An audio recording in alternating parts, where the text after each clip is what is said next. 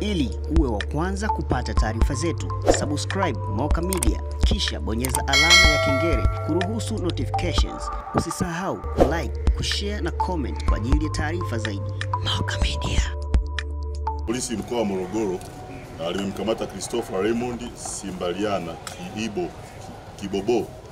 Huyu ana umri wa miaka 22, ni mkulima mkazi wa mtaa wa Ungubi, kata ya Kiwanja cha Ndege, wilaya ya Morogoro, kwa kosa la mauaji ya Edgar Venance Sakaya mwenye umri wa miaka 35, mkulima na mkazi wa Ungubi.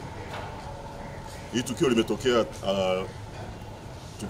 kifo kimetokea tarehe 21 mwezi wa 4, lakini mwanzo wa tukio ni tarehe 20 mwezi wa 4 2025 mchana huko mtaa wa Mawezi, ambapo mtuhumiwa na marehemu wote wakiwa katika hali ya ulevi waligombana na kupelekea mtuhumiwa kumchoma na kitu chenye ncha kali kwenye mkono wake wa kulia, na alifariki tarehe 21 mwezi huu wa 4, kwa maana ya jana, wakati anapatiwa matibabu katika hospitali ya rufaa ya mkoa wa Morogoro. Upelelezi wa tukio hili unaendelea, na ikiwa ukikamilika, mtuhumiwa atafikishwa katika vyombo vingine vya haki jinai kwa ajili ya kufanya maamuzi ya kisheria. Jeshi la polisi linatoa wito kwa wananchi kuacha tabia ya kunywa pombe kupita kiasi. Aidha, linawataka kuacha kujichukulia sheria mkononi na kutumia vyombo vya kisheria mara wanapopata matatizo yanayohitaji kutatuliwa na mkondo wa sheria.